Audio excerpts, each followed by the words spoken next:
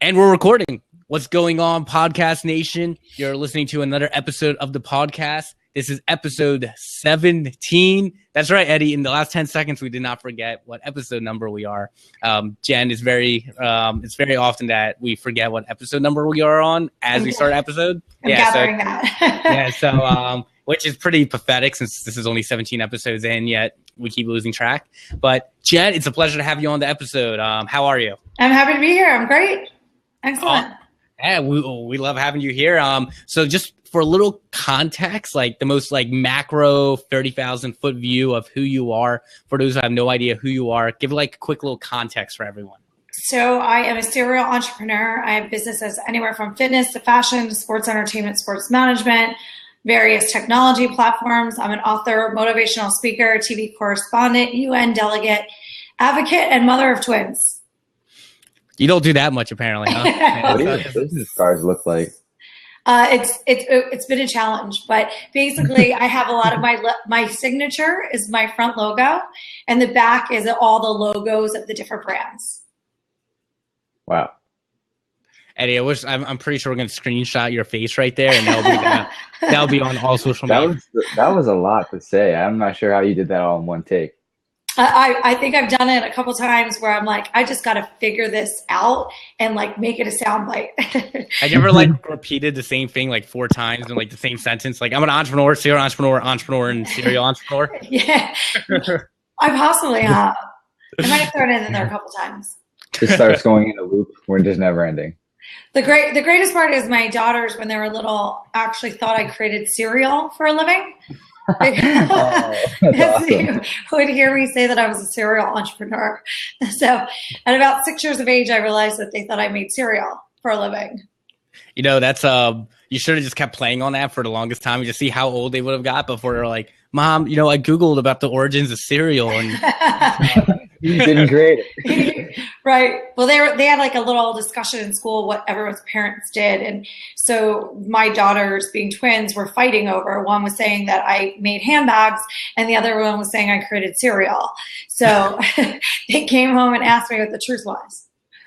That reminds me of there's an episode off the show Curb Your Enthusiasm where a guy tells Larry David's character that his grandfather was the founder of the Cobb salad. And like he has a secretary look it up and it's like a different story and he calls him out saying like, you did not discover the Cobb salad, like all that. But cool. So let's dive really into kind of the origins a little bit. So I feel like with that much stuff, there is so many different avenues we can explore, so many questions to ask. So I'm just going to start with the most basic question and kind of reverse engineer off of that, which is like, where did you come from? What was your background? Like, what was your childhood like to turn you into this like robot meets entrepreneur meets supermom meets like everything in between and what?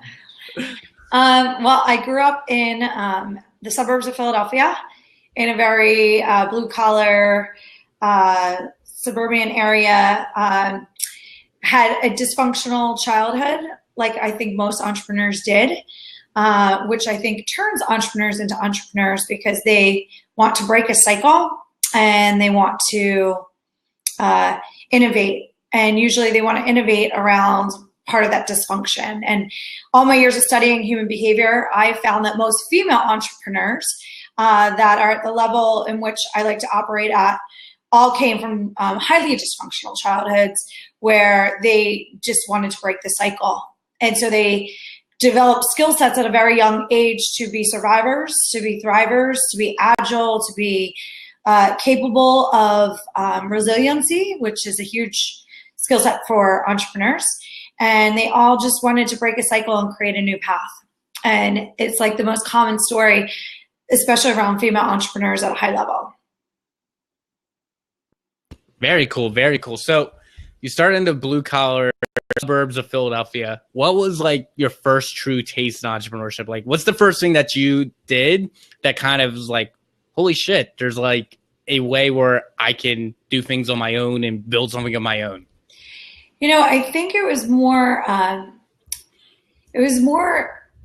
vision. My mom ran campaigns for politicians, and I watched people functioning at a high level outside of that blue collar area. And what she was doing I saw people who wanted to disrupt. I saw people who wanted to create something new, who wanted to be in the spotlight.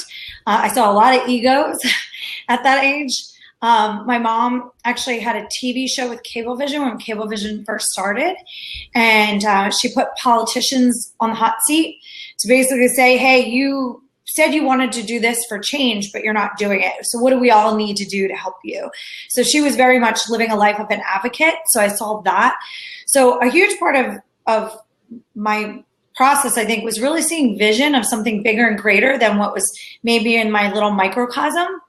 And then this sense of independence that I think was just innate in me. And then this desire that, you know, I saw some of my friends in high school. In my high school, there was 2,500 kids plus 2,800 kids in my high school. So there was a ton of diversity there. So there was people with literally nothing and complete poverty. And then there was kids that had affluence. And a lot of my friends had a lot of affluence. So I would go to their houses on the weekends and I'd see how they were living their lives. And I was like, I want this. Like, this is really cool. And I want the shore house like this. And I want to be living in this level of comfort. And so it really motivated me to ask a lot of questions. Every time I saw someone at that level of success, I'd ask them what they did to get it. You know, when you're like going through like an area with like sick homes, you want to knock up at every door and be like, how did you get that home? What did you do? And that's how I was as a child. So I'd always ask people what they did to get it, and it would just plant seeds for me. My first taste in entrepreneur, like real taste entrepreneurship, began in college when I went home for Christmas break, and I went to the gym and I did step aerobics, and that was like the cool thing at the time. And I was like, this is so much fun. Like this class was like an hour long and it just flew by. And being an athlete my whole life, I loved if a workout never felt like a workout. So I took that concept back to college with me, and I went to some of the executives there and I said, I want steps and I want a gym and I want a radio and I'm going to create these classes. And so I created these classes and we charge like $3 a person per like class or something. And that was my first taste of entrepreneurship. And what clicked for me was right before that first time anyone came into that class, I had that sense of nervousness, like, oh God, what if no one shows up? You know, just like any entrepreneur feels like, oh God, what if someone doesn't like my product? What if someone doesn't like my podcast? What if someone doesn't like my event? And I had that like high level of fear. That fear of rejection is that fear which actually holds most people back from actually doing it. And when everyone came in the room that day and I had 100 people doing this workout together and everyone's moving and the energy is so high, and I was like, this is amazing. Like, this is unbelievable. What's that? 100 people? Yeah, they were all there. The room That's was awesome. filled. It was amazing. And it was this high, like a true high where I had chills throughout my entire body. And I was like, this is where I'm meant to be. And once you have a taste of that high, it's so hard to not live at that high any longer. And so when I graduated college, I had a great degree in psychology and education. My dad believed that whatever you get your degree in, you do for the rest of your life, which was never, ever my intention, ever. Which is ludicrous to actually even think that. But So I basically taught school for half of the school year in kindergarten, realized it was exactly not what I wanted to do for a living, drove to school every day feeling sick to my stomach, nauseous, figuring out how I could get out of that day. And I was like, I can't live like this for the rest of my life. And so I then went back to my dad and I said, I'm going into the fitness industry. He was like, what is that? Because in 1995, the industry wasn't even an industry. And that's really where I became an entrepreneur, knowing nothing about becoming an entrepreneur other than I wanted that high just about every day of my life. So going back real quick to that house scenario you're describing, by the way, all I can think is like going up to one of the houses on the main line, like, hey, what did you do to get this house? Someone responding back, money laundering. Yeah, well, I don't want that answer. No, this is like what I was imagining, like someone would say. And by the way, we are now joined by Mr. Late Daniel. So Dan, Jen, Dan. How are you? Anytime I'm late, I'm just going to say hashtag startup life. And we'll leave it at that. It's not an excuse, Dan. Not an excuse. We all made it. So anyways, that's actually, it's interesting to hear about, like, I'm curious, like, so the state of fitness in 95, like, barely existed. So, like, how were you convincing people back then? Because I feel like now it's a lot easier with, like, how people talk about, like, what you eat. And, you know, you hear all the time about paleo and keto and CrossFit. Atkins was a big thing back then, right? Was Atkins a thing back then? Yeah, there was actually. So I'm curious, like, what were you using the leverage to get people interested, and especially like an industry at the time that wasn't truly mainstream yet? I feel like if you look back in the 90s, most people, they thought of fitness nuts were like Muscle Beach steroid users, or like what people were thinking of. Correct. A lot of them were, and a lot of people didn't appreciate fitness as a lifestyle. One of the things I did during that time period, which was really challenging, was we created corporate wellness programs. And that was unheard of in the mid-90s. We had to really, really convince corporations that if you spend money on your employees now, you'll get more of a return on the back end. The biggest thing I learned at that time period is pioneering something is not for the lighthearted people of the world. And when you're pioneering, you have to learn that you're going to meet resistance consistently. And you have to really exercise your muscle and composure of resistance. And you have to be highly skilled at educating in a way that gets people to understand the value proposition quickly. Yeah. Can you give us some examples of the resistance that you experienced in pioneering the fitness industry? Well, from corporations, the biggest resistance was the realization that if you invest in the well-being, which is so odd to even say this at this moment in the state of the where the world is in 2016. But if you invest in your employees' well-being, you'll actually get higher levels of productivity, higher levels of happiness and job satisfaction, and greater levels of health and well-being, therefore less sick days, less turnover. And so we'd have to really give statistics of how much money was lost in sick days, how much money was lost in job dissatisfaction, how much money was lost in turnover and having to retrain and hire new people. From the customer, the basic customer in a gym, the resistance was to spend money on their health and well-being.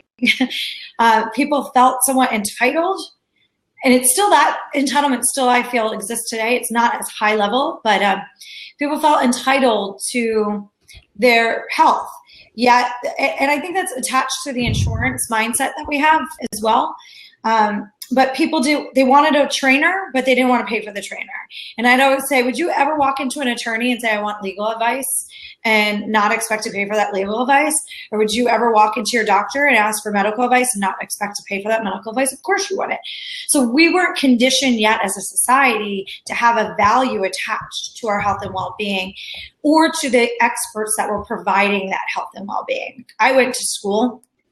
After my degree in education and psychology, I went back to school for exercise physiology, and I went through all these trainings. So I had this level of expertise to share the information. So whenever people have an entitlement to something, you have to really work hard at educating them on the value proposition. And so that was the financial side for the basic customer, and the corporate customer was really the hardest part. Investing in yourself. That still exists today. As somebody who teaches personal development, it's so amazing to me how many people want to learn, grow, and be, or think they want to be the best version of themselves and maximize their potential, but they won't spend $50 for a workshop to teach them to do that. So, I kept thinking is how many people get gym memberships and then they don't show up, or they don't put in the work, and then they're like, why am I still gaining weight, or why am I not getting muscle? It's like, the half-ass thing. Just because you put the action, now you need to put the input to see the output. So it's exactly what I'm thinking. How it relates to everything, like in life, period. Well, it's belief systems, right? There's a lot of underlying belief systems that people operate from that they don't even realize. So just to give you an example, relating it back to the fitness world, how many times have you ever heard people go, I want this dessert, and someone goes, oh, you deserve it. Well, what do you actually really deserve it for? You're actually putting toxins into your body. So why do you deserve that? Like eating sugar is like doing drugs. It really is a drug. It ruins the chemistry of your brain. And if you're going back to work, you really don't deserve to do it. Deep down, you really just have terrible friends that want the worst for you. Do you want me to die? I don't really think that's what it is, but we operate from these beliefs that we don't question where we're operating from. So I always say to people, why would you spend $2,000 on shoes and not $200 on a workshop to teach you to be a better person? So, yes, I almost feel like it's almost like recommending everyone is called go see a therapist, understand your motivational factors by talking to one, and then realize, okay, that's what I need to do now. Almost in essence. You always need a value proposition. Yeah, it's true. And everyone has a different belief system, and everyone has different values. So I'll relate. So speaking of fitness, I'm curious now, since we're talking about putting dangerous toxins in our body, aka sugar, and you can go with alcohol and drugs. What is like towards Soylent? No, not Soylent, not at all. But I'm curious though, what is your daily eating habits like? What do you do now? Do you optimize your meals to be most efficient? And if so, what is it? Just out of curiosity. Yeah, so back then I was a fitness competitor. So I was eating for body fat content and vanity. Now I'm eating for optimizing my brain capacity and my energy. So it's energy management, right? So is that like a lot of fish? Like what's your diet breaking up? Well, I'm curious, like what is like tons of avocado. Lots of greens, green juices. Avocado is like the best brain food. It's also just the best ever. It's so good. It makes everything good. Lean proteins, lots of nuts. It almost sounds like a modified paleo diet in essence. Somewhat, yeah. I try not to eat. I love pasta. I'll never eat pasta during a work day. I'll never eat it like when I have to do anything because it truly like zaps your mental capacity. But I try to stay away from sugars and simple carbs because they just don't help you optimize your capacity. On a weekend, will I have fun? Of course. Will I don't look at it as like I can't have something any longer. I looked at it as like, how is that going to make me feel? And do I have time to feel tired? It's actually a really good mindset to have. Eddie's bringing up Soylent because like I automate half my meals during the work week with like just calories in a drink that's not going to make me feel like shit and gives me my macros real broken down real quick, real easy. Yeah, so it's like spend 10 seconds, have my meal, I'm done. I feel great. I'm not hungry. So just optimizing my day. But it's interesting you bring up the carb thing. So I'm exactly the same way, which is like I refuse to like have anything of like high substance carbs during a business day because I know that I'm going to feel like that 3 o'clock feeling that everyone has. And it's crazy because then you see people like in the middle for lunch eating this giant ass burger and French fries. And I'm like, no wonder why you feel like crap by 4 o'clock and you want to go to bed. So most people don't make the correlation of that. They don't even think that it exists. So my issue is personally, and I'm still self-aware enough to know it's an issue, but I'm not self-aware enough to correct it, is like I'll be very strict and understand that during the days and stuff like that. But when it's like, all right, I have this availability to go, like you're saying, like to feel tired, to feel sluggish, hell yeah, I'm going all in and going to have this epic, not like cheat meal of crap because hell yeah, because I can. And it's probably good to afford. What did we get last time we hung out, Josh? What did we eat? We went to the Reading Terminal, right? No, what? Before I left Philly. Oh, where did we go? I don't remember. We had cheesesteaks. We had huge cheesesteaks. We had cheesesteaks. That's hard to remember. That's kind of like a traditional thing that you felt like you were obliged. I feel like if you live in Philly, you're by religion, you have to have 1 cheesesteak per quarter. That's like the policy in Philadelphia. Like, so it's Dad's just laughing. He's like, per quarter might be aggressive. Per quarter. Is it aggressive? I was going to say per quarter, meaning like per day. Maybe. That's what no. I mean, it's like business quarter already. For a native Philly, no, they're eating like 4 and 8. Yeah, no, it's not that bad. I do live like there's like 3 cheesesteak places within like a 10-minute walk of me. It's crazy. Plus, every corner shop that does hoagies makes cheesesteaks too. So, if you really want to go overboard, it's not difficult in Philadelphia to overdose yourself in cheesesteaks and cheese whiz and all the crap that goes into a cheesesteak. You can modify it by just not eating the roll. Or you could just not eat it, period, and just like save your sanity. Correct. No, it would be interesting, a cheesesteak with no roll, and you have like the cheese whiz, it'd just be the most disgusting. But anyways, jumping out of the cheesesteak. Just so you guys know, Philly Pretzel Factory actually has a cheesesteak like pocket thing, and it's not that high in fat or calories. How about carbs? Is it like 85,000 carbs? Well, no, relatively speaking, it's because it's not that big either. It's like this big. So relatively speaking, it'd be like on the healthier side of if you want to indulge. You know, it's interesting. There's definitely Europeans that listen to our show that probably have no idea what the hell we're talking about. Like, what's in the Philly cheesesteak? What is Cheese Whiz? What is Philly Pretzel Factory? I can't find any of that stuff over here. It's crazy. I can't even find good hot sauce here. My guilty pleasure food's still sushi though, but sushi, is like loaded in carbs, so you'll feel like crap eat enough of it, even though it's so good. But I digress from the sushi discussion and back into the entrepreneurship story. So, all right, you've been doing the fitness, the fitness business for a little while. So what happened? Did you ultimately like sell it? Did you just decide I'm bored and moving on? So how did you go from that venture to the next venture? So I was a national level fitness competitor, and I was teaching probably about 5 classes a day, every day. Jeez. And training. Living East Coast, West Coast, and I was burning my body down. I was doing what I would tell no one else to do. And basically I got oxidative stress, which they didn't even have a terminology for back then. But oxidative stress is when the lactic acid builds up into your system so much that it doesn't have a way to excrete. So typically antioxidants break down the oxidation. Here's something funny. Antioxidants weren't even in pill form back then. Antioxidants were just being created into pill form back then. And massage is the other way. And I wasn't getting massages back then. So now I'm like a massage junkie, and I probably get at least once a week. So Wow. yeah, it's my healthcare system. Massages I've gotten one massage in my life. You're missing out. It's so good for you. I had one before my talk at Juice Tank in North Jersey, Eddie. The last time I spoke there, they had like 2 masseuses there that do massages. And the woman's like, you get a massage before your talk. And I've never had a better keynote in my entire life. So I always have a massage before a keynote is my recommendation for all listening. It's incredible. Or when you're exhausted or you're feeling like depleted, or when you're starting to feel like you're getting sick. If I feel like I'm getting sick, I instantly get a massage, and it knocks it out from ever coming, because it cleans out your lymphatic system. And so it allows you to like get rid of toxins faster. What's your thoughts on saunas? I just, it's so uncomfortable to me. I can't do it. Really? I'm addicted to them. It's like almost therapeutic. Yeah. Eddie's literally in a sauna doing this podcast right now. It's not on. What? Eddie, I really wish it was on right now. Watch you just like pour sweat down by the end of the show. You should have told them that it wasn't on. They would have just been like, what is wrong with him? Yeah, you're so hydrated. Soundproof room.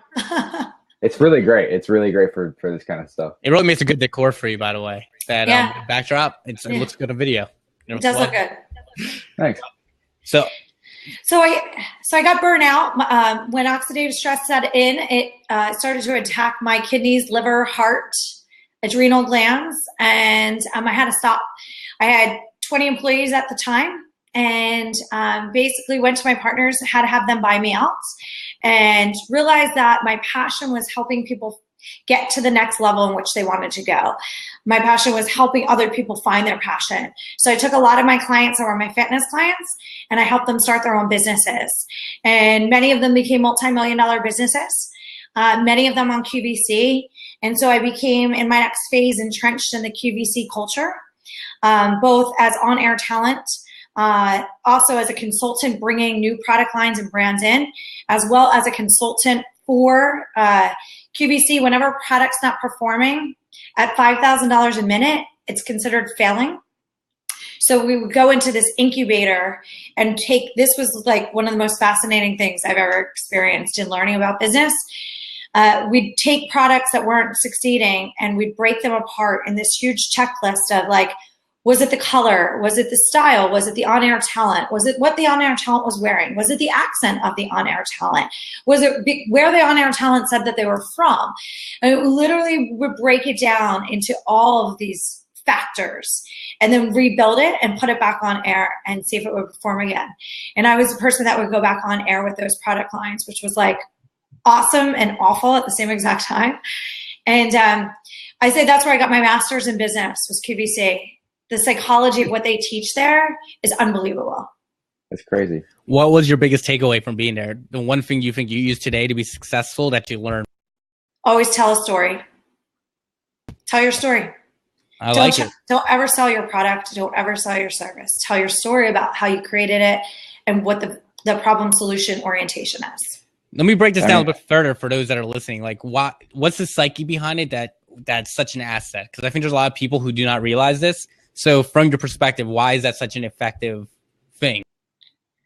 Well, storytelling is an emotionally connecting vehicle to connect people. And when you tell a story, someone feels like they're entering in your life and entering in your world.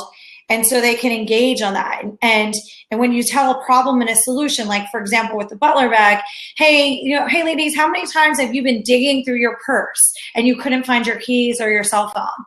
Now all of a sudden they're emotionally connected to that problem. Well, what if there was a solution and you could find your products, your keys and your cell phone every time you looked in a second? Now their attention is there. Well, I created this product line because my daughters were screaming, crying in a grocery store and I couldn't find my credit card and I dumped my bag out in front of everybody. And I never wanted to be in that embarrassed moment again. And so now I've just told my story of how I created it. So now I'm a mom, which all moms will then identify with. Women who have dug through their purses, which I'd say every single woman, now is emotionally connecting. So when you tell the story, you open up a gate of communication and also people can then go tell your story. If you sell somebody something, it's forceful energy. You're pushing your agenda on them and they can feel it. Even if it's something they might want, they don't feel that way because they feel like you're intruding into their space. So storytelling, beyond emotionally connecting, is something that then people can go and share with other people. So for example, when I launched the Butler Bag Company, on my hang tags for every bag, we told the story of how I created it with the dishwasher tray. And so I would meet women and they would see one of my bags on me and they'd be like, oh my God, is that a Butler bag? And I'd say, yeah. And they go, oh my God, the lady that created it with her dishwasher tray in her diaper bag. And they would tell me my story. And I was like, oh my God, oh my God, that's me. I was one of those. So I realized, I realized the power of telling stories when my story really started coming back to me. I think it's probably a good transition to the Butler bag because, Butler bag was immediately after. Because I'm curious, before we get into that, I want to know, like, if you know this, what were the most popular hours for sales on QVC? Was it between like 2 and 5 a.m.? Because I feel like it would be. No. I would be dreading if I had that time slot. No. The morning between like 7 and 9, and the evening between like 8 and 11. Okay. Wow. Those are the best time slots. When I got in overnight, I will want to cry. It was never good for sales. It wasn't horrible, relatively speaking. But going back into that psychology of storytelling real fast, for anyone that's listening that wants to really learn this, go watch HSN or QVC and watch how they storytell, and they constantly set it up. Problem solution, storytell, problem solution, storytell. And you'll learn how to master that art, and it is an art. We all had to go through training before ever going on air to do it. Where were you filming? Well, where were you like filming and everything? Were you relocated from Philly at this point, or was it here in Philly somehow? Westchester, yeah. Wow, QVC's really? in Westchester, yeah. Gosh, we knew that. I remember we had that one potential, that lead that was in Philly that was part of QVC, I think, last year, 2 years ago. It's all blurred. You don't remember that? No, I don't remember. I knew that. No, that's why I get paid the big bucks, Eddie. You're the one that remembers. So Butler bag, going into that, this was immediately after QVC, or is this immediately after you consulting other businesses? So it was after QVC. So remember earlier we talked about like mindset and vision. So once I'm in QVC, my vision expanded because now I'm surrounded by all of these people who were no different than me, creating these multi-million-dollar widgets. And so when you're exposed in that environment, you can't help but expand your vision and your sense of possibility, your realm of possibility. And especially realizing that these people were really no smarter than me. They didn't have a bigger or greater degree than I did. They just had drive, passion, and persistence and ambition to do it. And so the Butler bag came after that. During my QVC time period, I had an idea journal filled with ideas. I'm sure all of you on here have had your idea journal at some point in time, right? Where there's like just a list of ideas. So I've got a Google Doc called Stupid Shit. Do you ever look back in it though? Yeah, all the time. I still add to it all the time. It's really funny. If you go back and look at it, sometimes the ideas that you had at the moment weren't relevant because the world just wasn't ready for them, but the world can be ready for them like 3-5 years later. It's something I revisit all the time. But during that time period, I realized that these people are doing something that I want to do. And why is it that they're doing it and I'm not doing it? I'm doing it for them. I'm on air with their product, which they're afraid to do. This is the fascinating thing. They would create their products and then I'd be on air with them. And they were scared to death to go on air. And here I am, the one doing what they're afraid to do. And I was learning the business so much that I was like, why am I afraid to do this? And they're having the courage to do it. And why am I making all these other people successful and I'm hiding behind them? And I was reading an article in Inc. magazine that was basically about this company that turned into a $100 million company in 3 years. That was an idea very similar to one of my ideas in my idea journal. And I was like, how many times am I going to go through this process of hearing about other people's success, of ideas similar to mine, to realize that my ideas have legitimacy? And so at that moment, I created a mantra for myself. And this was one of my most significant tipping points in my life. And I realized that they were doing it because they didn't have fear of failure. And even if they did have fear of failure, they were still doing it anyway. My dad was in the military, so failure is not an option was a mantra in our home. So I get what failure is not an option on a battlefield. I get what the purpose of that is. But failure is not an option is not actually a healthy belief system or mindset to teach a child, especially a child that has good self-preservation skills. Because what I did then was everything that I was going to be good at. And I did nothing that I was potentially going to fail at. I played it safe. So while it looked like I was doing big things to people, I was not living to my potential, not even close, for my fear of failure. So I created this mantra that I have more fear of regret than I have of failure. And I said that mantra to myself over and over again. I have more fear of regret than I have of failure.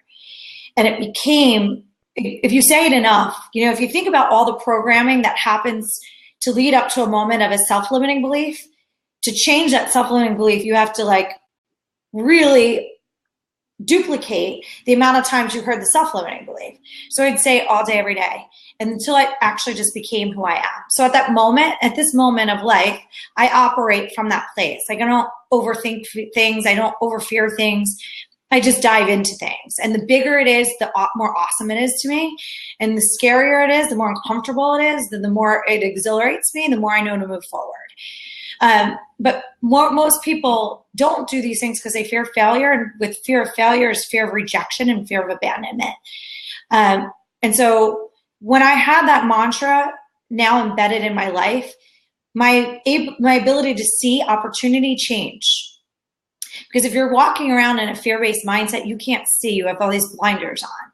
But if you actually are walking around with an open mind to opportunity without fear, you see opportunity everywhere. So when I was in the grocery store with my daughters that day, I was still in my fear-based mindset around failure. And I thought to myself, why are women accepting a handbag for this, it's a bucket for a handbag? And I kept thinking to myself, I can't do this. I don't know how to draw. I'm not an engineer. I couldn't call myself an inventor. And I went to all the self-limiting beliefs that everyone else would have gone to. And then I shelved the idea. And it wasn't until after I created that mantra that I recognized the dishwasher tray in my dishwasher. And I was unloading my utensils and I thought to myself, this is how I want everything in my handbag to be. organized in compartments with a bird's eye view. So I can like look into the bag and see everything. And I took the dishwasher tray out of my dishwasher and I stuck it into my handbag. And that was my first prototype. I don't believe that I would have had the vision, the ability to actually see that opportunity had I not changed my belief systems around fear at that moment. So, yeah. What kind of exercises can you do to remind yourself to not? So when you decide to stop, living in fear of failure, I mean, that's kind of habitual, right? You can't just stop not being afraid or stop being afraid. So what kind of exercise did you do other than like repeating it to yourself, like to keep reminding yourself? So remember I have more fear of regret than I have of failure changes your entire relationship with failure, right? So fear exists. It's innate. It keeps us alive, right? So fear will always exist. But if we can actually recognize that some of the fears that we have aren't really real, then we can change the relationship to that fear. So for me, regret, the exercise I go into my mind immediately when I want to be afraid of something is, will I regret this? Do I want to be at the end of my life thinking, man, I woulda, shoulda, coulda. Man, I wish I did. What would have ever happened with that? I don't want to be asking myself those questions. So I think about how that regret feels. I immediately envision myself in a moment of regret. And then I shift right into propelling me forward because I don't want that regret. Then also, so I'm very spiritual. I've studied Buddhism for the last 15 years. And in spirituality, I am is one of the most powerful statements for you to reframe your beliefs and who you actually are. And so an exercise I do with everybody that I teach through emotional intelligence is make them create I am statements. And the I am statements have to be very clear and not just like I'm successful, but I am one of the most dominant game-changing entrepreneurs of this time. I'm a billionaire and I impact lives all over the world because of my success.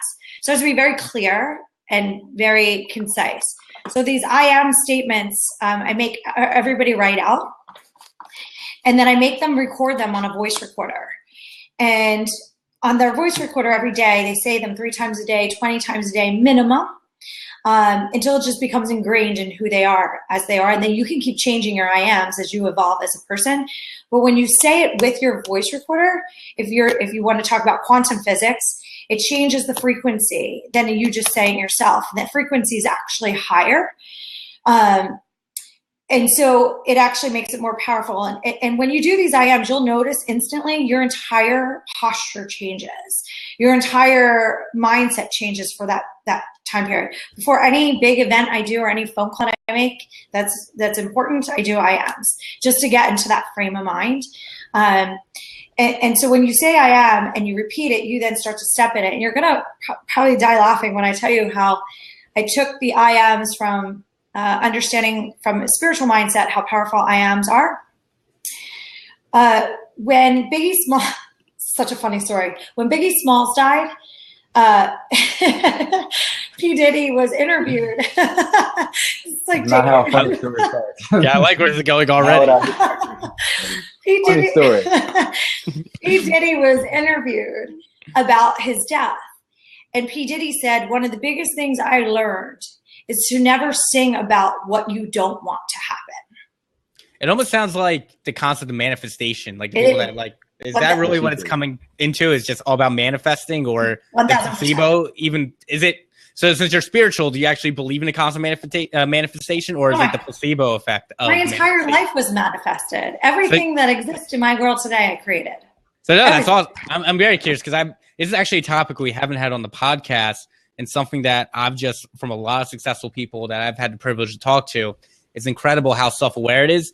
And also, usually the less goals they have, but more singular their goals, but the more focused they're on those few objectives, the more likely they are to accomplish what they want. So instead of doing 18 things and doing it almost half-assed, it's like 2 things only. I am completely bought in. Every single breath I take is dedicated to those 1-2 things, and that's it. Everything else is irrelevant. It's a distraction.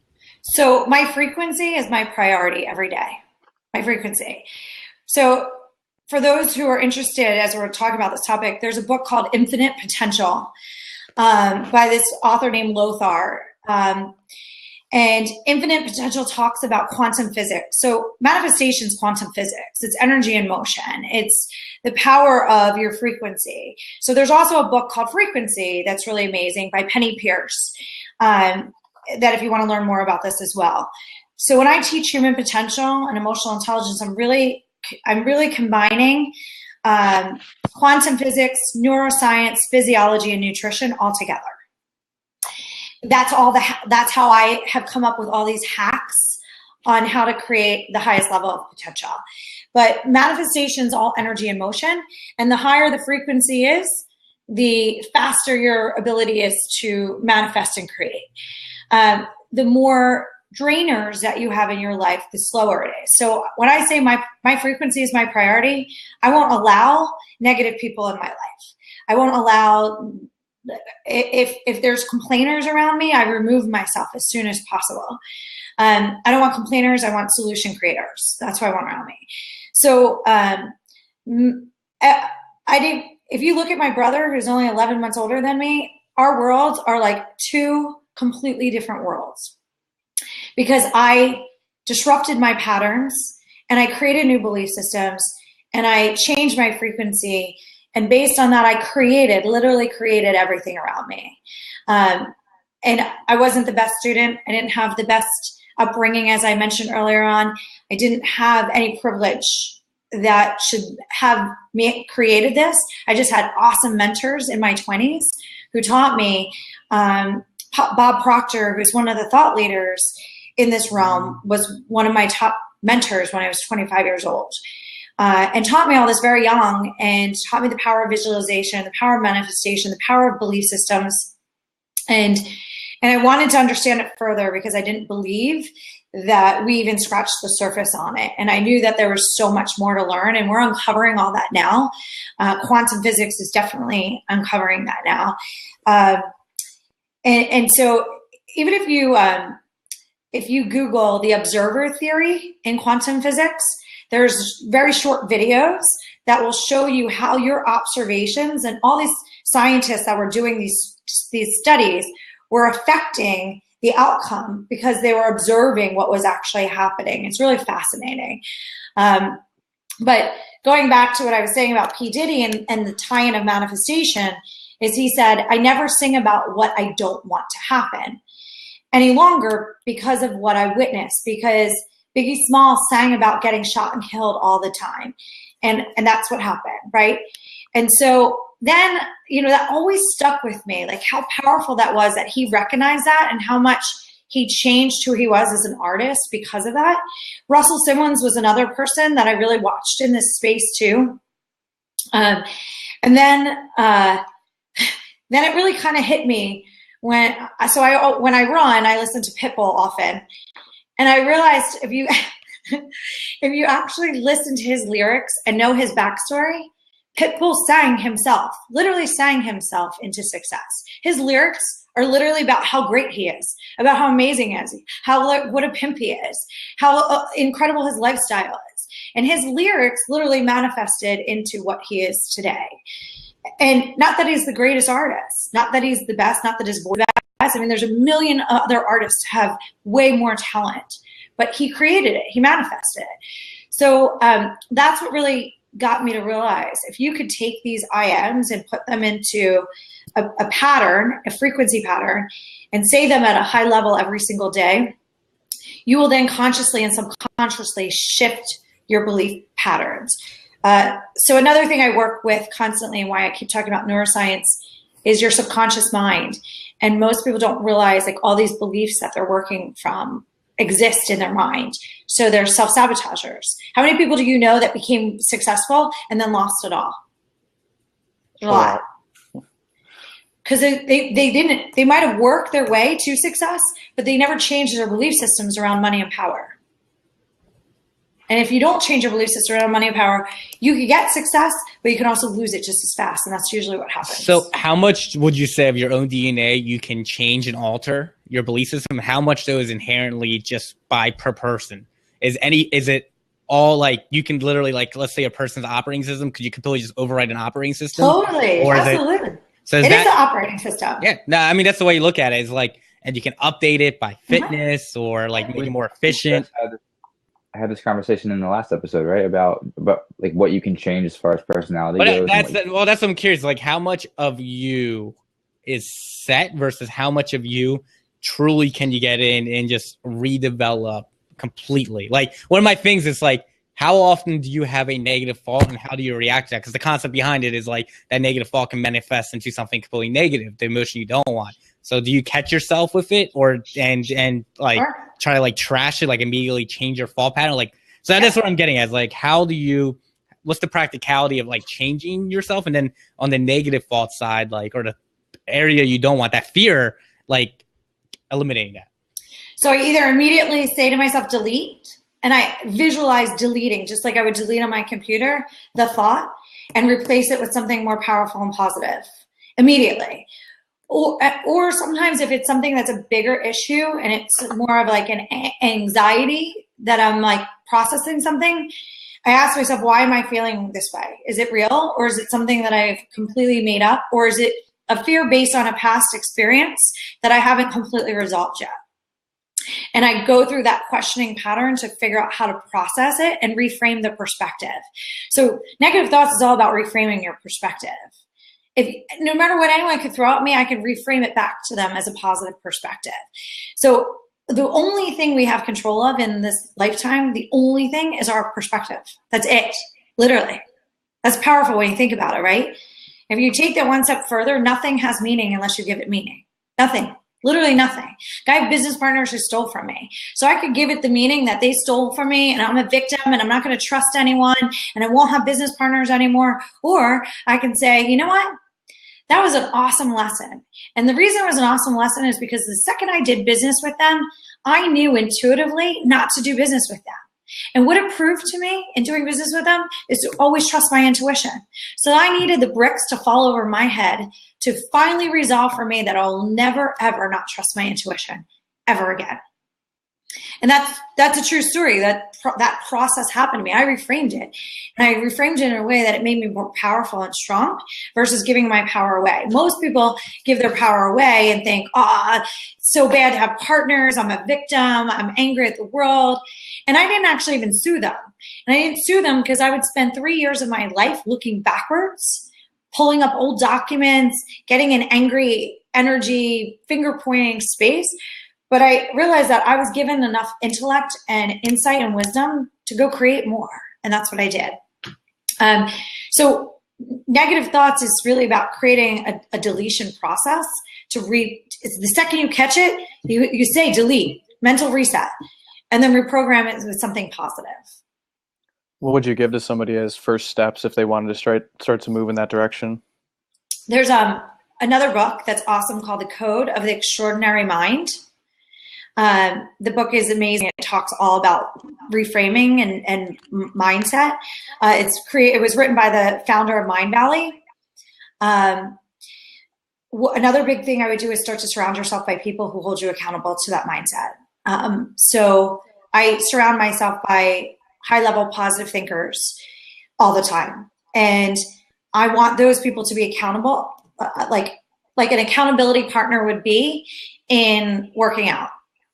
So I don't want to surround myself by people that just say yes to me or think, oh, that's a great idea, or compliment. I want people who want the best for me. So I always say to people who I surround myself, my colleagues, my peers, I always say, if I'm doing something or saying something that I'm not seeing, I want you to call me out. I want you to call me out for my own good. Obviously, I'm surrounding myself with people who have the intention of the best for me and intention of love and want my success. I wouldn't listen to people who would be calling me out necessarily that I know that that's not their intention. But surrounding yourself by people who hold you accountable to that mindset. We do complaint free. I literally, when I do emotional intelligence, go into companies and we do complaint free zones where there's literally signs put up and everyone is taught about like how draining complaining is and how it ruins productivity. And the alphas in that environment will always hold people accountable, like police, the complaint-free zone police. I also teach about drama-free zone. So when you surround yourself when you create a zone or environment and space and boundaries that I don't want to I don't want drama in here, then it makes other people in this space accountable who don't want the drama either. For me too, if people come to me with drama, I literally will stop them and say, I live in the drama-free zone. So I need you to keep your drama out of my space. If you need to come to me for advice and you're willing to listen, learn, and grow from it, I'm totally happy to be there for you. But if you're coming here to complain, bash, and continue your drama, then I don't have time for it. I really don't. And none of my friends actually, no one calls me to ever bring drama to the table because I've created those boundaries. So it's really about creating boundaries and also creating accountability of this is how I'm going to live my life. And one other thing is gossiping. So I always tell people when they start gossiping, I don't really want to participate in this. Or I will, when they're gossiping, I'll reframe things for them so that they start to understand, like, Jen's not sitting here just going along with it, but she's actually like reframing things along the way. So you can help people by reframing them. Like someone was complaining the other day about one of her friends. It was actually yesterday. She was one of my friends said, I just feel like that girl is just so miserable. And she's so, just so not nice and judgmental or something. And I said, her dad just died a couple months ago. And tomorrow is Father's Day. So this was for today. So it was yesterday. And today's Father's Day. So we saw her on Saturday, this girl. And I said, don't you think that maybe she's miserable and she acted that way, not because that's who she is, because she's in a bad place and she's processing something right now. And she knows that the next day she has to face a day that's really hard for her. And my girlfriend looked at me and she goes, wow, I never thought of that. I just never thought of it. And that's why empathy is such a powerful tool in helping reframe, gain new perspective, and innovate. So I'm curious, what does your average day look like right now? Like your average every day, what's your routines like? What is very ritual? What is very different every day? Like what's an average? I have no average day at all. I never have the same day twice. I travel a lot for work. I live between Philadelphia and New York City. I have a home in Philly and an apartment in New York. And I actually think I might go crazy if I was in the same place more than a few days in a row, work-wise. Like if I was in the same office every day, it would really make me feel decent. I'd feel like I wasn't stimulated enough. But what's ritual for me is every single morning when I wake up, I meditate. I do my I am statements. I go through my goal list to just stay very clear on my goals. Even though we write our goals and we know what they are from a high level, we sometimes forget them granularly of why they are what they are. So I go through my goals every day. I write a gratitude list every day. I work out just about every day that it's possible to do so. Even if it's just going running for 20 minutes just to get my adrenaline going. I meditate in the middle of the day also. So I meditate in the beginning of the day and the middle of the day, just about every day. I use what's called binaural beats. I use that. I used to try that. Don't use it anymore. I do that when I'm working and then before bed sometimes. Awesome. Because when you're working, it can help you focus, right? Yeah. It also kind of puts you in like a serene trance if you zone out too long with it. Right. True. I use it because I can't, if I need to like write something like an article, I can't focus if I hear any noise around me. So I use it to focus. Yeah, I'm exactly the same way. Like, if there's a single noise, I'll be so distracted and just lose focus. Totally lose focus. But I meditate with, so what I recognize with neuroscience is binaural beats actually activate faster neural pathway growth. So when you create new neural pathways, your positive new neural pathways can override the negative ones in your subconscious faster. So that's what we're all really trying to do, right? So if we acknowledge that we have limited beliefs around money or success or power or some people it's health, some people it's relationships, some people it's food. If we can identify what those things are and learn how to override them faster, the only way leading up to this point that I knew how to do that was visualization and and creating visuals that would, and affirmations. So visualizations, affirmations. But once I learned about binaural beats and that it accelerated the growth of new neural pathways, I realized that there's a lot of, if you could listen to the binaural beats while you listen to subconscious programming, they mesh them together, then you could actually subconsciously program what you want faster. So basically I worked with these neuroscientists, these functional neurologists on this whole thesis. And I started using binaural beats that had subconscious programming around money, around creativity, around innovation. And when you listen to it, you're supposed to actually fall asleep. So that's why I listen to it. Those ones I listen to at night before bed and in the middle of the day. So I actually, when I do it, it's almost like hypnosis in the middle of the day, and it's 25 minutes. And there's subconscious programming going on during that time period. And when I'm done, when it's over and when it ends, it's literally like coming out of hypnosis. And I feel like I slept like 8 hours and I'm mentally refreshed for the second half of the day. It's amazing. Wow.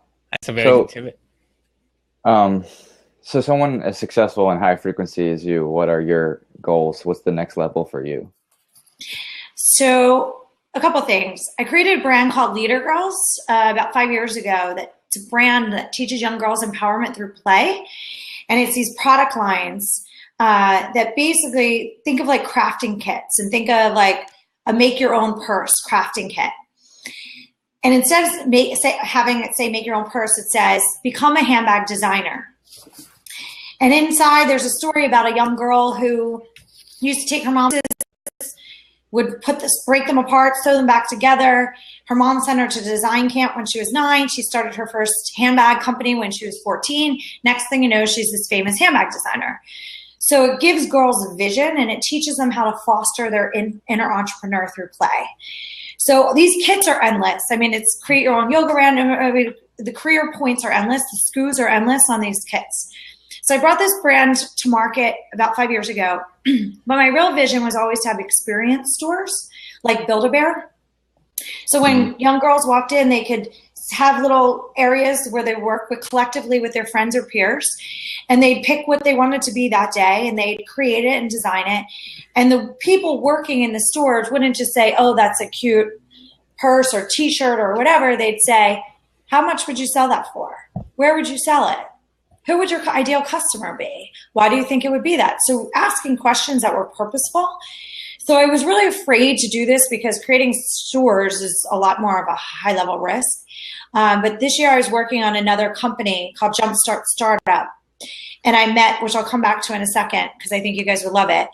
And I met this man who was the CEO of Halloween Adventure Stores for 20 years. And this man pioneered pop-up retail. So he was helping me with Jumpstart Startup, and he said to me that he was working on this project with Simon Malls and that they were looking for experience stores. And I was like, huh, interesting, because I have this brand that I always wanted to turn into experience stores. And he goes, well, I think every mall would want that. And so we went back to the malls and negotiated deals where they basically were like giving us space so that we could bring these experience stores in, which drive tweens into their malls, which is the top market they want to drive in. So I'm feeling excited about this, and we're moving forward. Talk about manifestation, okay? And I was like, but I still feel like a little unsure. Like I feel like I'm missing an advisor that I really need that will help me through this. And I got invited to a luncheon that I didn't really want to go to, and I went to the luncheon, and who do you know the speaker is Maxine Clark, the founder of Build-A-Bear. Wow. And she came up to me and introduced herself to me, said she loved my dress, loved my energy, my frequency, and gave me her card and said, let's connect. I would love to hear what you're up to. So now she's my advisor for these stores. Wow, that's amazing. Yeah, crazy, right? So, once you put the intention forward and you commit, those kind of things definitely start to manifest into your life. Jumpstart Startup is another big thing that I'm focused on right now. I created this years ago when I was doing tons of TV segments on trying to simplify the startup process to people, because I realized so much innovation dies, not because people don't believe in their widgets or their service, but what they don't want to do is that beginning process of laying the foundation. It becomes very overwhelming. Like, where do I get my business cards? How do I build my website? Do I get a domain? Do I get 5 domains? Do I call it my name? Where do I get my business cards from? And do I get an LLC or do I get an S corp? And all of those questions start to overwhelm people so much that they just stop and they just don't move forward any further. So I created all these TV segments like Start Your Business for Under $100, Start Your Business in 10 Steps. And I realized how much it resonated with people to simplify the process. And I thought to myself, wouldn't it be cool if this was like a pop-up store where people could walk in and they could literally go from like GoDaddy to Vistaprint to LegalZoom to Facebook, set up their AdWords, and literally within 10 steps, they're the CEO of their own company. So I went to all of my trusted advisors. They all flipped out about it, how much they loved the idea, how easy it was. It was so obvious. I went to a bunch of corporations. Comcast is one of our sponsors for this. And the thing that the corporation said to me is so funny. If we went to a trade show and paid for space, no one wants to talk to us. But if they come into this space, they want what we have. I negotiated, by the way, with every pop-up store we do. Each pop-up store will go city to city for a limited period of time to create supply and demand and urgency. Eventually, it will become a franchise business model. But with each pop-up store, each one of those sponsors like GoDaddy and Vistaprint, they're giving the businesses for free. So GoDaddy is giving each person a domain for free. Vistaprint is giving 100 business cards for free. LegalZoom is giving the LLC for free. Why? Because they get them in the system and they create a profile on them to then upsell them on all their services for hopefully the continuum of their company. So the one part of the business that scared me was the real estate side, the pop-up side. Not even scared me, it just, I don't even like that side of the business. And I vowed not to do those things that I don't like to do. So when I found this man, again, manifestation, some man who was at an event for this company Thuzio that I'm a partner in came in and said, you really need to meet this guy, Joe. I don't know why. I think he'd be like somebody interesting for your handbags. Maybe you could do like pop-up stores for handbags, which is not of interest to me at all because Avon owns the license of my handbags. But I met him anyway. And so once I realized he was the man I was missing, now we're in business. We're doing the first pop-up store in October in Philadelphia, by the way, and then we're doing 10 cities after that. Wow. And who is so that's the sponsor too, or? So the business model of that is every person, every company that's in there sponsors to be in there. And they give those businesses for free, but they also pay us to be a part of it. And they're paying a lot of money to do it because they're actually getting way higher value proposition and experiential marketing than they ever would in a trade show. Right. So for Philly, though, specifically, the businesses involved, can you say who they are? Go? Yeah. Well, Comcast and Wells Fargo are two of our big sponsors. The rest we're finalizing our deals with. But it's literally, think of all the foundational things that you need, and then it's those companies. And then also, we're partnering in each city with the mayor's office of each city. So Mayor Kenny has assigned us an entire team and resources to make this work. Same with all the other cities that we're going to, because if the mayor's office is behind it, then you have like startup PHLs behind it. And we're also partnering with every co-working space in the cities. Okay. So are you doing anything to follow up after the fact? Or are you just pushing them out of the nest and hoping for the best? No, we're definitely having a follow-up process afterwards. Cool. Yeah. The education component was also another sticking point for me. I didn't want to build the education because it already exists out there. So we partnered with people, organizations that actually already have the educational resources in place to share. Cool. This is all awesome, Jen. Is there anything Thank you. Podcast Nation that our listeners can help you out or like check out or anything in between? Like how can they learn more about you? What should people be doing? Like anything you want them to do, etc. Social media. I am highly active on social media. Facebook, everything's my name, Jen Groover. Facebook, Instagram, and Twitter are probably the three I'm on the most. And, just anyone who needs, speaking is my favorite thing. Speaking about human potential is my favorite thing. Talking about a lot of things that we talked about today, like how do you go from good to great? How do you have an extraordinary mind? How do you accelerate your success? All of those things are things I like to talk about. So people who need speakers to come in and do that's like my favorite thing to do. That is awesome. We cannot thank enough for being on the show. I think we need to have you again, especially about the spiritual stuff. I think it'd be just go even to more of just a whole episode on that dialogue alone. And thank you so much. I can't wait to see everything that you're doing and, have you on the show again. This is awesome. I appreciate it very much. Awesome. Thank you.